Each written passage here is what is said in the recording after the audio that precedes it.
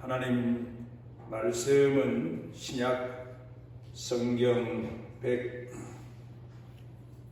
109페이지, 신약 성경 109페이지, 누가복음 10장 30절부터 37절까지 봉독합니다.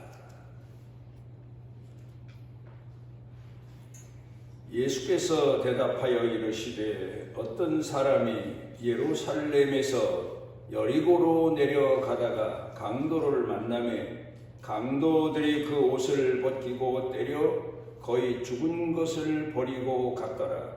마침 한 제사장이 그 길로 내려가다가 그를 보고 피하여 지나가고 또 이와 같이 한 레위인도 그곳에 이르러 그를 보고 피하여 지나가되 어떤 사마리아 사람은 여행하는 중 거기 이르러 그를 보고 불쌍히 여겨 가까이 가서 기름과 포도주를 그 상처에 붓고 싸매고 자기 짐승에 태워 주막으로 데리고 가서 돌보아 주니라. 그 이튿날 그가 주막 주인에게 데나리온 둘을 내어주며 이르되 이 사람을 돌보아 주라. 비용이 더 들면 내가 돌아올 때 갚으리라 하였으니 네 생각에는 이 세 사람 중에 누가 강도 만난 자의 이웃이 되겠느냐? 이르되 자비를 베푼 자니이다. 예수께서 이르시되 가서 너도 이와 같이 하라 하시니라.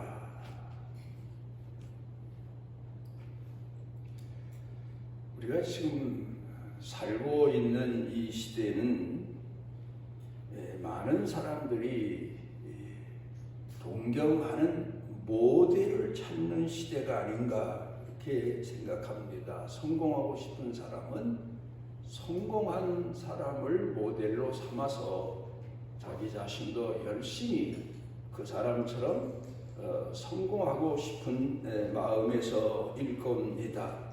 그런가 하면은 그림을 그리는 사람들도 모델을 선정해서 그래서 자기가 표현하고자 하는 예술적인 그런 작품을 만들어 내기도 합니다만은 무엇보다도 사람들이 탄식하는 것은 이 시대에 사람된 사람의 모델이 없다는 겁니다. 사람된 사람의 모델을 찾기가 힘들다는 겁니다. 우리가 거울을 봅니다.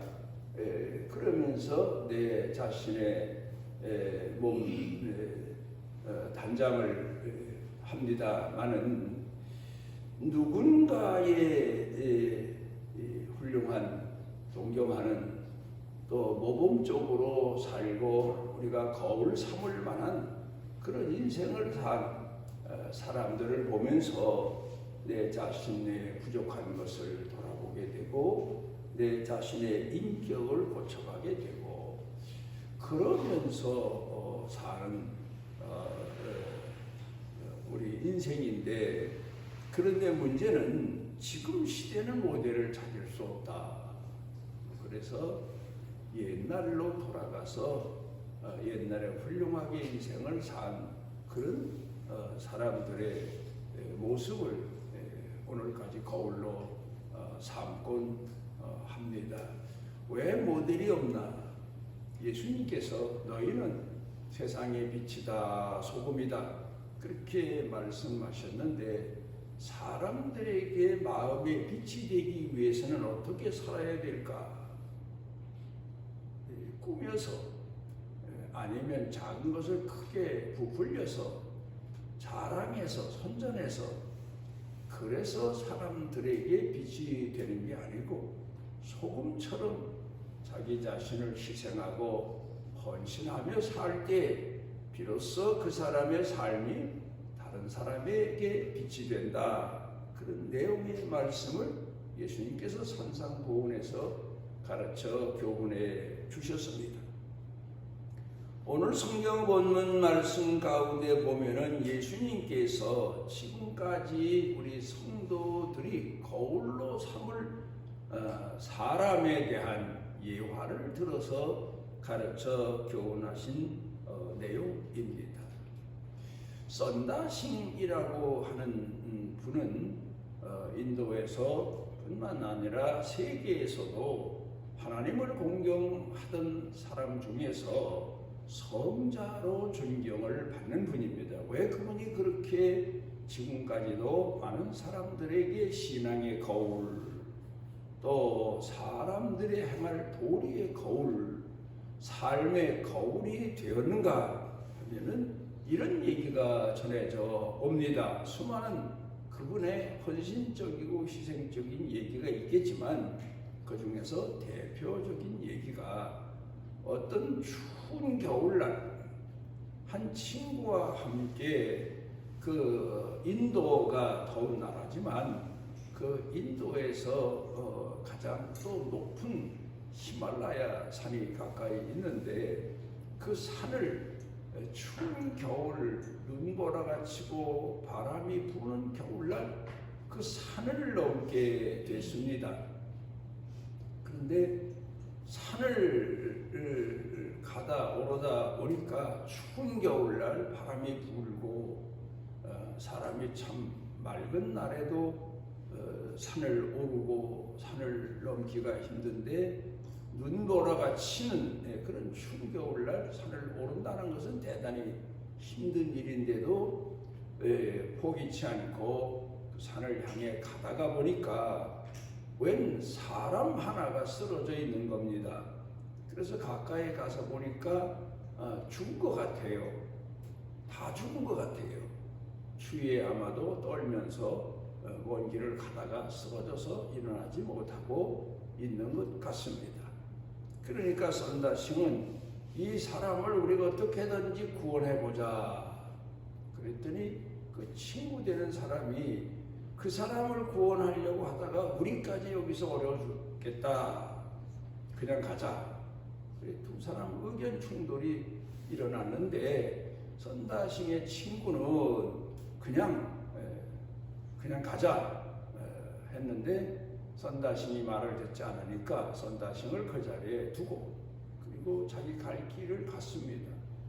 그렇지만 이 썬다싱은 다 죽어가는 사람을 이왕 죽었으면 몰라도 그냥 두고 갈 수가 없으니까 그 사람을 등에다가 들쳐 업습니다. 그리고는 그 사람을 업고 그리고 그 산을 오릅니다. 오르다 보니까 사람이 그냥 맨몸으로 가는 것보다는 사람 한 사람을 그것도 다 얼어주고 가는 사람 얼마나 무겁겠습니까? 그 사람을 등에 업고 그리고 가다 보니까 오히려 추위에 떨면서 체온이 내려가던 썬다싱도 살게 됐고 등에 업힌 그 사람도 따뜻한 사람 등에 업히고 보니까 사람 등에서 따뜻한 온기가 그 사람에게 전달돼서 그 사람이 살아납니다. 그래 가다가 보니까 이 사람이 살았습니다. 그러니까 너무 감사해서 썬다싱에게 살해하고 감사하고 그리고는 이제 또 길을 가는데 가다 보니까 웬 사람이 또 하나 쓰러져 있는 겁니다. 그래서 자세히 살펴보니까 자기를 두고 살겠다고 이 추위에 누구를 돌아보겠느냐고 하면서 먼저 간 그 친구가 쓰러져서 있는데 이미 죽었습니다. 그런 얘기가 전해져 옵니다.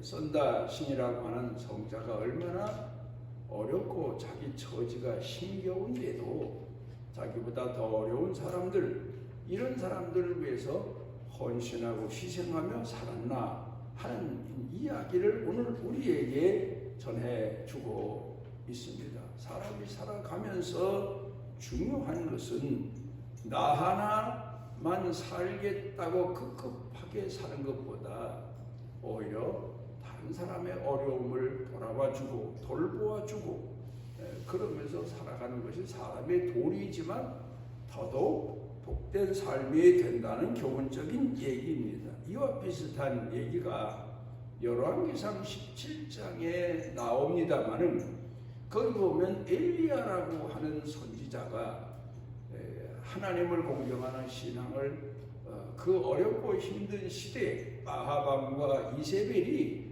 우상 숭배로 인하여서 이스라엘 사람들을 미혹하던 그때에 엘리야가 선지자로서 사람들에게 하나님 공경하는 신앙을 가르치며 살아났는데 얼마나 어렵고 힘들게 살았는지 모릅니다. 그런가 하면 이 아합 왕이 엘리야를 이세벨의 충동을 받아서 잡아 죽이려고 해서 피하여 도망가 그릿 시내가에 가서 숨어 있습니다. 그래서 거기서 이제 물론 시내가니까 시내가 마르지 않아서 물을 마시고 까마귀가 저녁마다 물어다 주는 양식을 통해서 연명을 해 가다가 그릿 시내가 물까지 말라버립니다. 하나님 어떻게 할까요? 기도하니까 하나님께서 내가 지시하는 시돈 땅으로 가라. 거기 가서 한 여인을 만나게 될 거고 내가 거기서 이 가뭄이 지나게 될 거다. 그래서 이 엘리야가 하나님이 지시하신 땅 시돈 땅으로 갔습니다. 그런데 가서 보니까 가뭄을 피해서 배고픔을 피해서 시돈 땅에 갔으면 우리 생각에 뭔가 먹을 게 풍족한 집으로 하나님이 보내셔서 가뭄도 기근도 다 지나도록 편히 살게 하셨을 것 같은데 가서 보니까 한 여자가 나뭇가지를 줍고 있습니다. 그래서 그 여인에게 말을 건넵니다. 왜 나뭇가지를 줬습니까? 했더니 제가 이 가뭄이 지나는 동안에 양식을 다 먹고 이제는 마지막 떡을 구워서 먹을 양식밖에 남질 않았습니다. 어디서 구할 수도 없습니다. 그래 아들과 함께 마지막 떡을 구워 먹고 죽게 되겠구나 생각하고 이 나뭇가지를 줍고 있습니다. 그런데 하나님의 신이 아무래도 엘리야에게 크게 감동 역사하셨던 것 같습니다. 그 여인을 향해서 여인이여 당신이 가서 나뭇가지를 주워 가지고 가서 마지막 떡 두 아들과 어머니 둘이 먹기도 부족한 떡을 만들겠지만 거기서 먼저 떡을 만들어서 내게 가져오십시오. 그러면 내가 여호와 이름으로 축복해서 이 가뭄이 지나는 동안에 당신 집에 기름병에 기름이 그리고 가루통에 가루가 마르지 아니하게 될 겁니다. 이 여인이 우리가 생각해 볼 때 참 믿음이 좋았던 시돈 땅에 비록 살고 있었지만 여호와 하나님을 공경하는 신앙이 좋았던 사람 같습니다. 하나님의 사람이라고 하니까 여호와 이름으로 자기에게 마지막 떡을 굽는 이 여인에게 먼저 하나님의 종을 선대하는 마음으로 떡을 구워오라고 지시할 때에 다른 반문의 소리를 내지 아니하고 그리고 돌아가서 떡을 구워다가 그 엘리야에게 드렸다고 하는 것은 얼마나 귀한 믿음을 가진 순종의 사람인가 하는 것을 생각해 보게 됩니다. 아들과 그리고 자기 자신이 마지막 떡을 구워 먹는 형편인데 그것도 배불리 먹을 수 없는데 그런데 거기서 먼저 떡을 가져오라는 말에 순종했다고 하는 것은 대단한 믿음을 가진 여인이었던 걸 봅니다. 예수님께서 비유를 들어서 말씀하시면서 오늘 성경 본문에도 사람이 살아가는 데 있어서 자기 자신이 어떻게 행해야 되는가 하는 것을 가르쳐 교훈하고 있습니다마는 누가복음 4장 25절로 27절 가운데 보면은 예수님께서 나사렛에 가셔서 태어나신 곳 아닙니까? 복음을 전하시고 하나님 나라를 전파하셨는데 그 동네 사람들이 이거 복수 요셉의 아들이 아니냐 하면서 예수님을 무시하고 멸시하고 그 전하는 복음을 받아들이질 않습니다. 그때 예수님께서 이 말씀을 하십니다. 이스라엘의 엘리야 시대에 많은 여인들, 과부들이 있었지만 그 여인들에게 엘리야가 보내심을 받지 아니하고 시돈 땅에 살고 있는 한 과부에게 보냄을 받으셨다. 그러니까 엘리야를 선대할 만한 믿음 있는 사람이 이스라엘에는 없었다는 겁니다. 그래서 엘리야가 하나님 앞에 보내심을 받은 곳이 시돈 땅 과부에게다. 또 엘리사 시대에 많은 문둥병자들이 이스라엘 내에 있었지만 그 문둥병자들이 엘리사에게 가서 고침받은 사람은 하나도 없었다. 믿음이 없었다는 얘기. 고침받을 믿음이 없었다. 그런데 나만 장군, 수리아의 나만 장군은 외국인이면서도 타국인이면서도 엘리사를 찾아와서 그가 그 문둥병을 고침받았다. 그 말씀을 하십니다. 이 시대에 믿음 있는 자를 보겠느냐?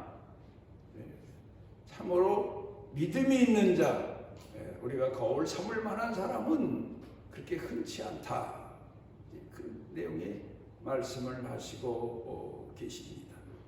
제가 목회하면서 지내온 과정들을 가끔 돌이켜 보게 되면 참 감사한 것은 이 시대에 외인들은 또 교회 사람들을 쫓아도 믿음 있는 사람들이 있겠느냐 할 정도로 교회에 대해서 성도들에 대해서 부정적으로 보고 있지만 그러나 지금까지 교회가 성장해 오고 부흥해 오고 지탱해 오는 것은 믿음이 있는 분들, 그 어렵고 힘든 가운데서도 믿음이 있어서 믿음으로 행하는 분들을 많이 제가 만나보고 그분들을 통해서 교회 부흥, 교회 여러 가지 일들의 역사를 이루시는 그런 은혜를 체험한 적이 있습니다.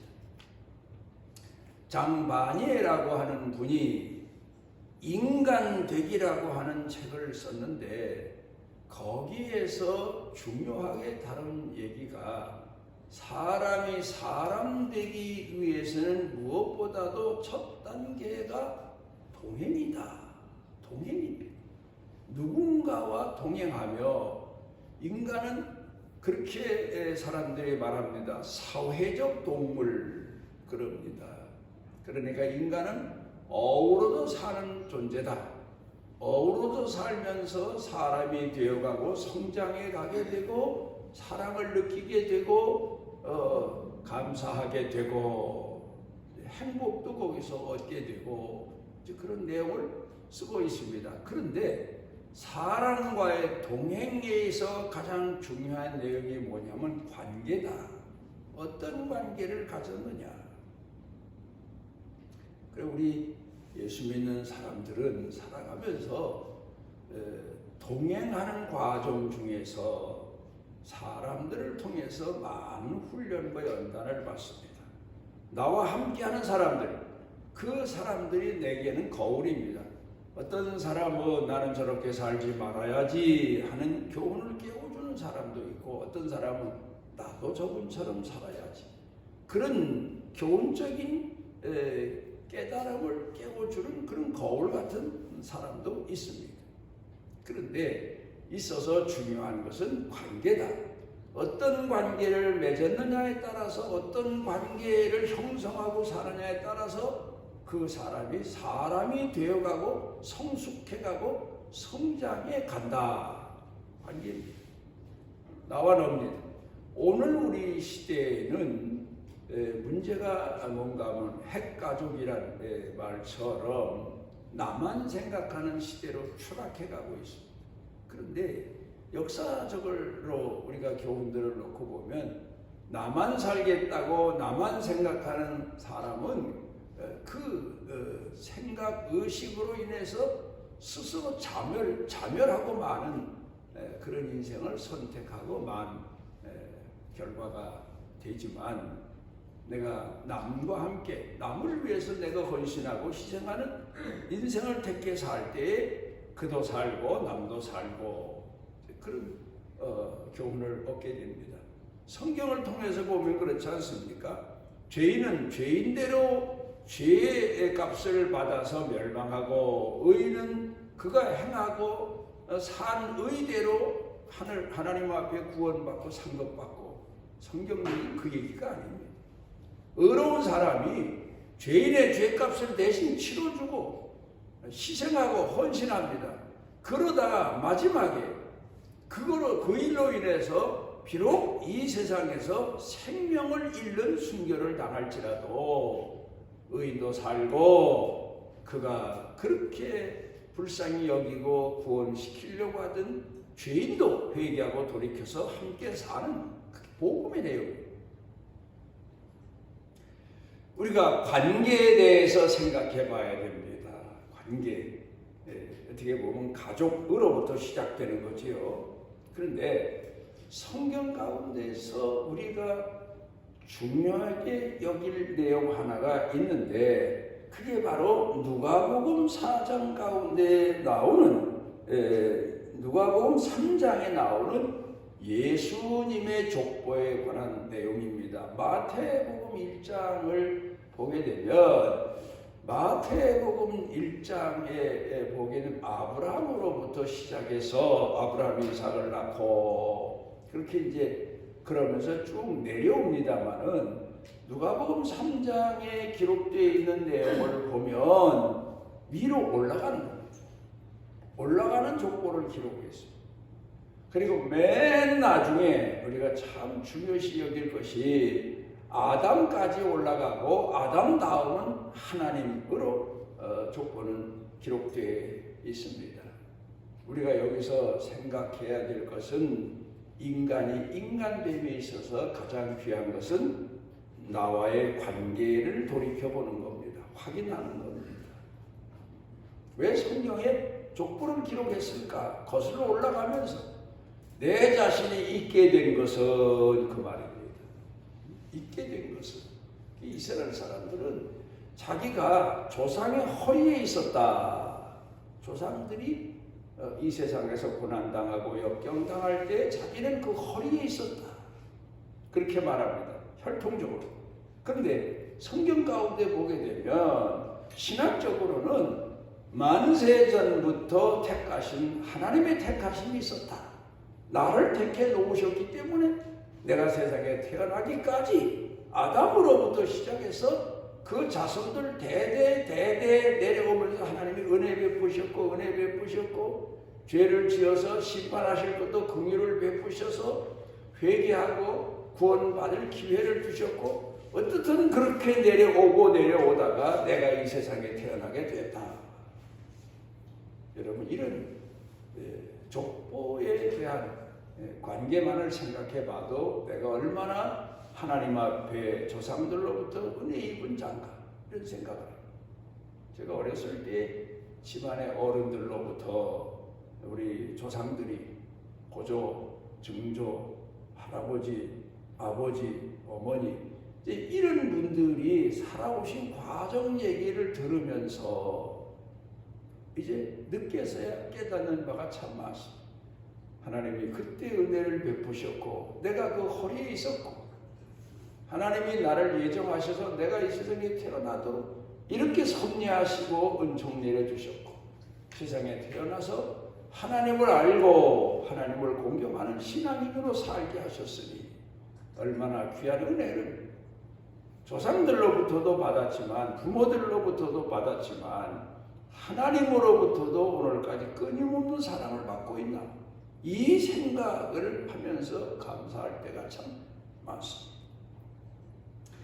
사람에게 있어서 가장 귀한 것은 내 자신의 관계를 돌아보는 겁니다. 내 이웃의 관계, 그런가 하면은 또 내 가족 관계, 좋은 관계만이 아닙니다. 나쁜 관계라도 그 관계를 좋은 관계로 만드는 것, 그게 바로 오늘 성경 본문에서 가르쳐 주신 교훈의 내용입니다. 오늘 본문의 내용은 어떤 젊은 율법사가 예수님께 나와서 자기를 잘 보이려고 했는지 모르지만 내가 어떻게 하여 영생을 얻으리까? 너는 율법사인데 성경이 뭐라고 했느냐? 계명을 지키는 자는 하나님이 복 주시고 영원하도록 은총 내려주신다고 했습니다. 그럽니다. 그 계명의 중심적인 뜻이 뭐냐? 하나님을 공경하는 거요. 내 이웃을 돌아보고 사랑하는 겁니다. 맞다. 너도 그대로 행하라. 난 다 행했습니다.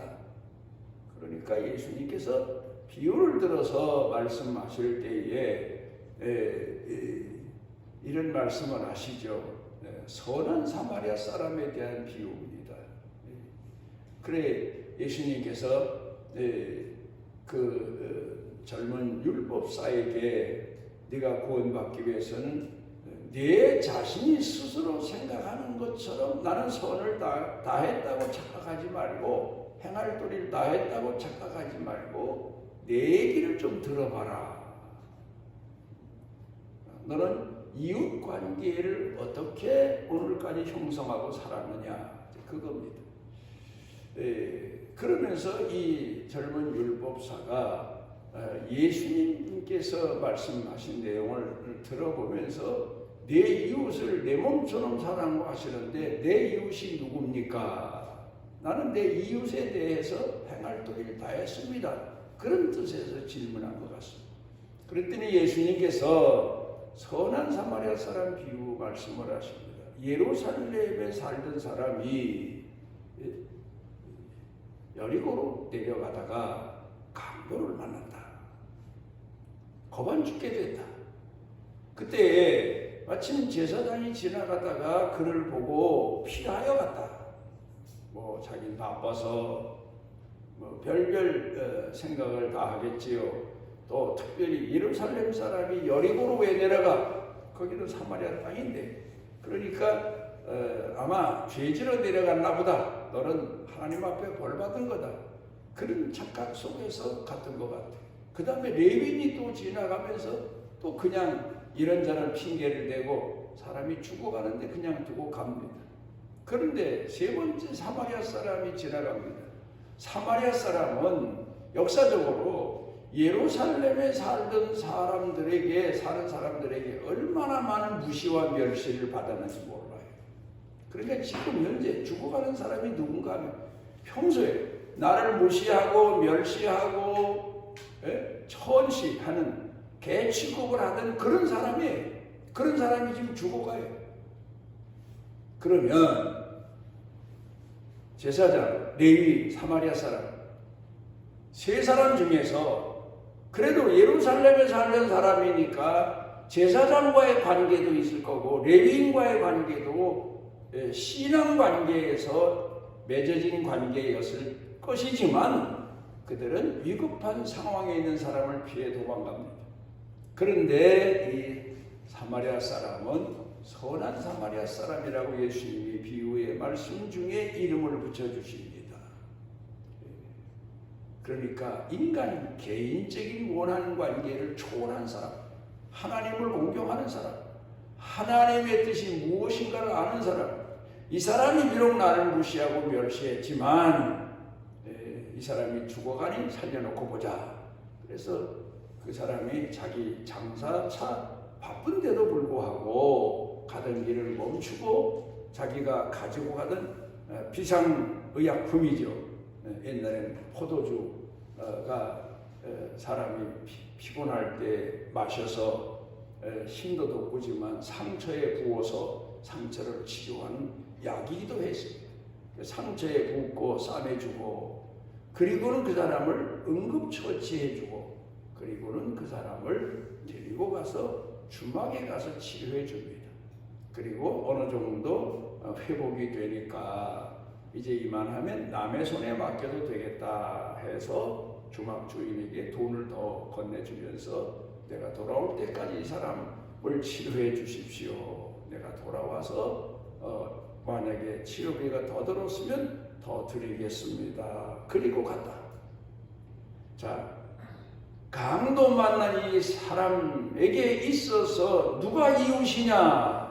그러면 이 율법사가 예수님 비유 말씀 중에 선한 사마리아 사람입니다 해야 되는데, 선한 사마리아 사람이란 말조차 하기를 회피하며 자비를 베푼 사람입니다 이렇게 얘기를 합니다. 그러니까 예수님께 너도 가서 그러면 이 선한 사마리아 사람, 자비를 베푼 사람처럼 해라, 그렇게 권고의 말씀해 주시고 계십니다.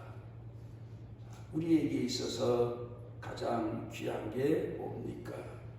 자신을 소금이 자신을 희생하며 녹여가며 음식의 맛을 내는 것처럼 우리 그리스도인들이 이 땅에 살면서 희생하고 헌신하고 양보하고 참고 인내하고 내 자신이 손해보면서도 상대방을 위해서 사는 삶이 진정한 그리스도인의 삶이요 빛된 삶이다. 그런 교훈의 말씀을 주십니다. 너도 이와 같이 행하라. 우리도 오늘 선한 사마리아 사람처럼 감정을 초월하고 인간 관계를 하나님의 이 자녀라는 명분 안에서 우리가 모든 사람에게 자비와 사랑을 베풀며 살아가서 이 시대에 많은 사람들, 가족, 이웃에게 거울이 되는 그런 축복의 성도가 되시기를 바랍니다. 오늘 우리를 주의 전으로 이끌어 주시고 우리로 하여금 우리 자신을 돌아볼 수 있도록 은혜해 주셨사오니 하나님 기도하옵는 것은 우리가 이 세상 살며 악인을 보고 세상을 보고 낙담하지 아니하고 하나님 앞에서 신앙으로 산 사람들을 거울 삼고 하나님의 말씀을 양식 삼아서 더더욱 끝까지 빛을 발하는 하나님의 사람들로 우리 생애를 살아갈 수 있도록 은혜와 은총을 더하시옵소서. 예수님 이름으로 기도드리옵나이다. 여호와께서 그 날개 아래 보호를 받으러 온 내게 온전한 상 주시기를 원하노라. 우리 주 예수 그리스도의 무한하신 은혜와 아버지 하나님의 망극하신 사랑과 세상 끝날까지 우리 속에 내재하셔서 깨워주시는 성령님의 능력의 은총이 사랑하는 자녀들 영육간에 사는 생활 일터 경영 중에 온 교회 중에 넘치고 넘치도록 함께 하시기를 축원하옵나이다.